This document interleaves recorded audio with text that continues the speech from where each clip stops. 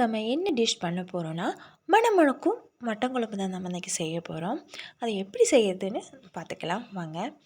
அடுப்பு பற்ற வச்சு ஒரு குட்டி கடாய், ஒரு சீனச்சட்டி ஏதோ ஒன்று வச்சுட்டு அதில் 1 ஸ்பூன் ஆயில் போட்டு 2 கிராம்பு, 2 பட்டை, 2 வரமிளகாய், அப்புறம் 3 டேபிள் ஸ்பூன் வரமல்லி சேர்த்து நம்ம நல்லா ஃப்ரை பண்ணிக்கலாம்.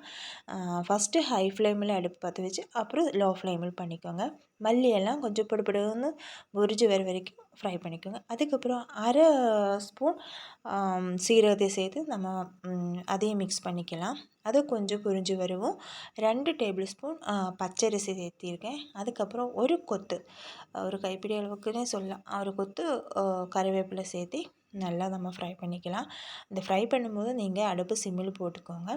அதை லோ ஃப்ளேமில் வச்சு நீங்கள் ஃப்ரை பண்ணிக்கோங்க. இது கறியை விடக்கூடாது, ஆனால் ஃப்ரை ஆகணும். கரிஞ்சிச்சின்னா எப்படின்னா நம்ம குழம்புக்கு அந்த டேஸ்ட்டுமே நல்லா சேஞ்ச் ஆகிடும். அதுக்கப்புறம் அது கொஞ்சம் ஃப்ரை ஆகும். நம்ம பார்த்திங்கன்னா தேங்காய் துருவல் போட்டிருக்கேன். இது ஒரு மீடியம் சைஸ் தேங்காய், அதோட அரை மூடி தேங்காய் இருக்கும். அதுலேருந்து ஒரு காவாசி எடுத்துக்கிறேன். ஒரு 5 டேபிள் ஸ்பூன் தேங்காய்ன்னு சொல்லலாம். இந்த தேங்காயிலேருந்து தண்ணி கண்டனெல்லாம் நல்லா மாறி சேஞ்ச் ஆகிற வரைக்கும், ஃப்ரை ஆகிற வரைக்கும் நம்ம வணக்கிக்கலாம். அது கொஞ்சம் கலரெல்லாம், தேங்காயோட கலரெல்லாம் நல்லா சேஞ்ச் ஆகணும். அது வரைக்கும் நம்ம நல்லா வணக்கி ஃப்ரை பண்ணி எடுத்துக்கலாம். அது ஃப்ரை பண்ணி ஆறுனதுக்கப்புறம் நம்ம ஒரு மிக்ஸி ஜாரில் போட்டு நம்ம கொஞ்சம் தண்ணி ஊற்றி நல்லா ஃபைன் பேஸ்ட்டாக அரைச்சி எடுத்துகிட்டு வந்துடலாம். ஆனால் அரைக்கும்போது பார்த்திங்கன்னா ஃபஸ்ட்டு நிறையவே தண்ணி ஊற்ற வேண்டாம். கொஞ்சம் கொஞ்சமாக தண்ணி ஊற்றி அரைச்சிக்கோங்க. நிறைய தண்ணியாக அரைச்சி எடுத்துட்டாங்கன்னா அது நல்லா இருக்காது. அதனால் கொஞ்சம் கொஞ்சமாக போட்டு நீங்கள் அரைச்சி எடுத்துக்கலாம். ஃபைன் பேஸ்ட்டாக தான் இருக்கணும்.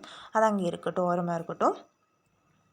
அடுப்பு பற்ற வச்சு ஒரு குக்கரில் கொஞ்சம் ஆயில் ஊற்றிருக்கேன். கொஞ்சம்னா எப்போவுமே நான்வெஜ்ஜெல்லாம் நம்ம செய்யும்போது கொஞ்சம் அதிகமாகவே ஆயில் ஊற்றணும். பார்த்திங்கன்னா நம்ம சின்ன வெங்காயத்தை ஒரு 20 பல் சின்ன வெங்காயம், அப்புறம் 2 மீடியம் சைஸுக்கு பெரிய வெங்காயத்தையும் கட் பண்ணியிருக்கேன். அதையும் போட்டு கொஞ்சம் சால்ட்டு போட்டு நம்ம நல்லா வணக்கி விட்டுடலாம். அது கொஞ்சம் கலரெல்லாம் சேஞ்ச் ஆகி நல்லா வணங்கணும். ஃப்ரை ஆக வேண்டாம், ஓரளவுக்கு வணங்கணும்.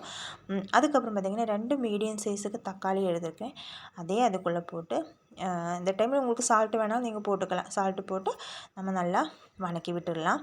எப்போவுமே நம்ம நான்வெஜ் எல்லாம் செய்யும்போது இந்த ஃப்ரை பண்ணுறது, நம்ம வணக்கிறதுல அந்த மசாலாவில் எல்லாம் அதில் தான் நம்ம அதோட டேஸ்ட் இருக்கும். 1க்கு 2 வணக்கக்கூடாது. அதோட பச்சை வாசனைலாம் நல்லா சேஞ்ச் ஆகணும். அதுக்கப்புறம் தான் இருக்கும் தான் மசாலா சேர்த்திக்கலாம்.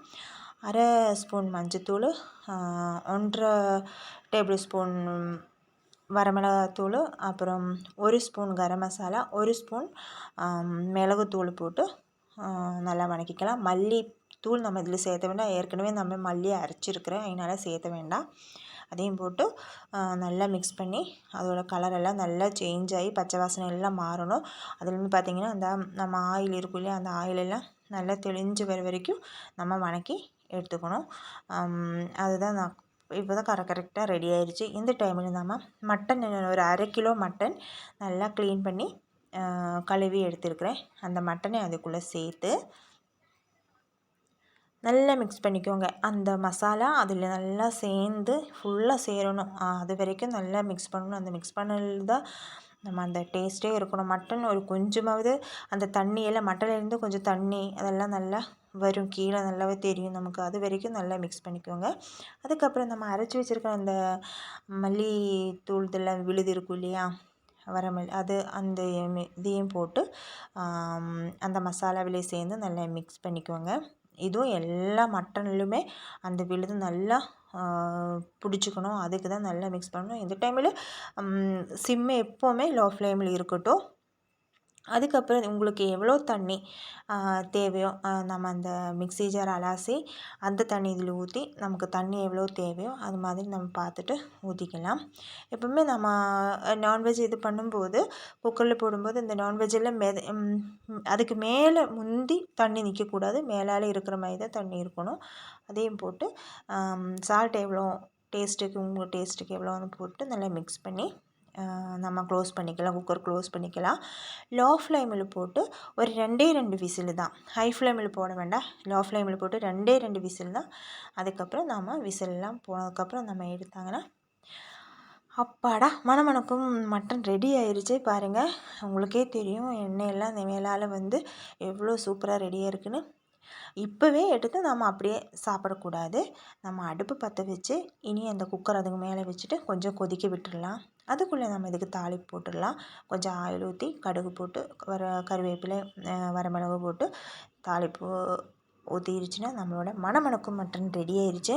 உங்களுக்கு பிடிச்சிருந்தா நீங்கள் லைக் பண்ணி ஷேர் பண்ணி சப்ஸ்கிரைப் பண்ணுங்கள். டாடா பாய். செஞ்சு பார்த்து கமெண்ட் பண்ணுங்கள். பாய்.